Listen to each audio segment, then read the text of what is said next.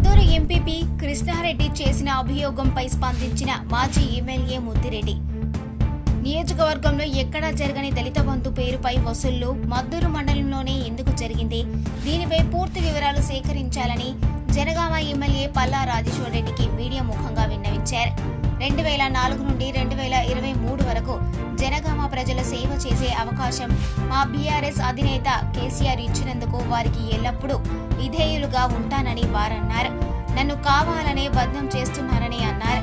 దళిత బంధు పేరుతో మద్దూరు మండలంలో ఆడబిడ్డల వద్ద ఎంపీపీ కృష్ణారెడ్డి వసూలు చేసిన డబ్బును తిరిగి వారికి ఇవ్వాలని, వారి ఉసురు పోసుకోవద్దని, ఉద్యమ పార్టీకి నష్టం కలిగే పనులను మానుకోవాలని తన తండ్రి కంటే పెద్ద వయసువాడిగా చెబుతున్నానని వారు కోరారు. ఈ సందర్భంగా వివిధ మండల దళిత బంధు లబ్ధిదారులు స్వచ్ఛందంగా ముందుకు వచ్చి తాము దళిత బంధు కొరకు ఎలాంటి డబ్బులు ఎవరికీ ఇవ్వలేదు, మా వద్ద గాని మా మండలాల్లో వసూలు చేయలేదని మీడియా ముఖంగా అన్నారు.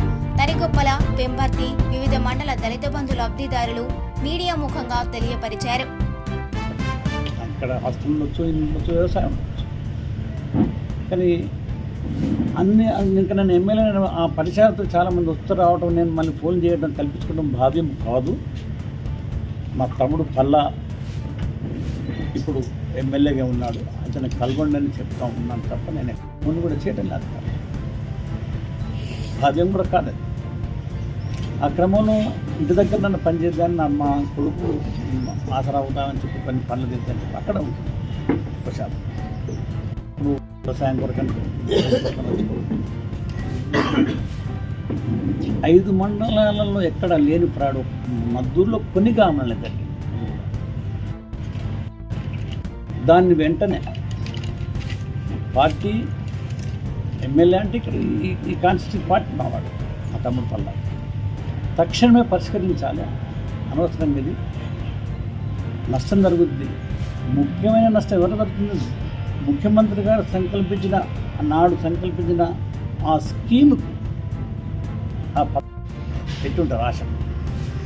కాబట్టి ఆడబిడ్డలు ఉసురు మంచిది కాదు. ఆడపిల్లలు తక్షణమే తీసుకున్న వాళ్ళు అతను మధుపడ కృష్ణారెడ్డి వాళ్ళకి తిరిగి ఇచ్చేసేయాలి. నేను ఇందాక చెప్పాను, వాళ్ళ తండ్రి కంటే పెద్దోని, నా కొడుకు కంటే చిన్న పిల్లవాడు. నేను హితం గురించి చెప్తాను. ఈ పార్టీలో అడుగుపెట్టిన ఈనాటి స్థితి ప్రజలకు తెలుసు. పార్టీ నీడలో ఏ స్థాయికి ఎదిగినా, నిన్ను ఎవరెవరు ఇబ్బంది పెట్టినరో ఎదిగే క్రమంలో అయినా పార్టీని రక్షించుకుంటూనే వచ్చింది. కాబట్టి ఇప్పటికైనా హుందాగా అమ్మ నాన్న బంచిచ్చింది, మేము అమ్మని పెంచుకున్నాం. ఆ దళిత బిడ్డలకు ఏదో ఒకటి తీసేసిన దగ్గర సొమ్ము లేకపోతే ఖర్చు అయి ఉంటే తక్షణమే వాళ్ళకి చెల్లించేసేయాలి. పల్లా గారు దయచేసి దీన్ని ఇక్కడ పార్టీ ఎమ్మెల్యే పార్టీ అధిపతి మా తమ్ముడు పల్లానే కాబట్టి నేను అప్పీల్ చేస్తున్నాను మా ఎమ్మెల్యే గారు తక్షణమే పరిష్కరించి దళిత బిడ్డలకు న్యాయం చేయాలి. 2 చేతులు జోడించి చిన్నపిల్లవాడైనా ఈ విషయం చాలా భయంకరమైనది కాబట్టి, దళిత బిడ్డలు కాబట్టి, బీద బిడ్డలు కాబట్టి, పార్టీకి మంచిది కాదు.